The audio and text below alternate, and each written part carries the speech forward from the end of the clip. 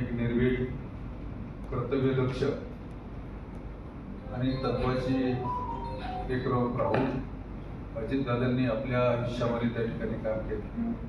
पवार साहेबांच्या नेतृत्वाखाली काम करत असताना महाराष्ट्र राज्यामध्ये सकाळी 6 वाजता ज्यांचा दिवस सुरू व्हायचा तर रात्रीच्या 10-11 वाजेपर्यंत ज्यांचा दिवस चालायचा, समाजासाठी आपल्या आयुष्यातील मोठा काळ अजितदादांनी या ठिकाणी दिला.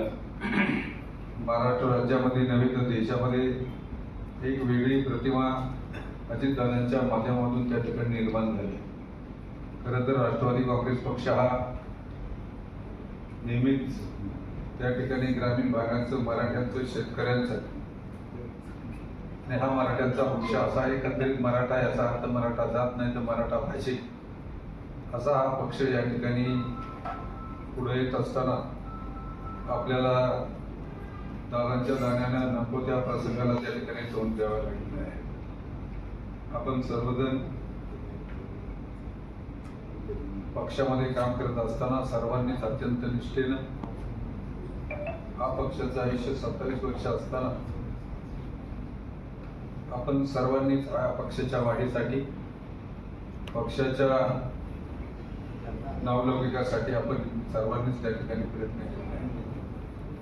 नामदार दिलीपरावजी वळसे पाटील यांच्या नेतृत्वाखाली काम करत असताना राज्यामध्ये एक सुसंस्कृतपणा कसा असावा, विकास कसा घडवावा, विकासाचं मॉडेल कसं असावं हे नामदार दिलीपरावजी वळसे पाटील यांनी या तालुक्यामध्ये आपणा सर्वांनाच त्या ठिकाणी कामाच्या माध्यमातून त्या ठिकाणी आपल्याला दाखवलेलं आहे.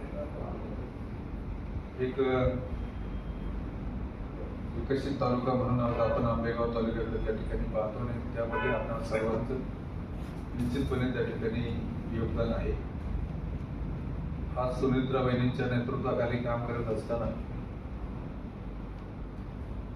आपण सर्वांचीच त्या ठिकाणी जबाबदारी निश्चितपणे वाढलेली आहे. जीवनामध्ये, पक्षाच्या जीवनामध्ये असेल, वैयक्तिक जीवनामध्ये असेल, कोणत्याही गोष्टीमध्ये काही त्या ठिकाणी प्रसंग घडत असतात, परंतु ज्या वेळेला असे प्रसंग घडतात त्यावेळेला धैर्यानं तोंड देणं, निष्ठेनं पुढे जाणं आणि अतिपरिश्रमामधून हा पक्ष पुढे नेणं हे आपणा सर्वांचं त्या ठिकाणी कर्तव्य आहे आणि आपण निश्चितपणे त्या ठिकाणी ते पार पाडण्याचा निश्चितपणे प्रयत्न करू.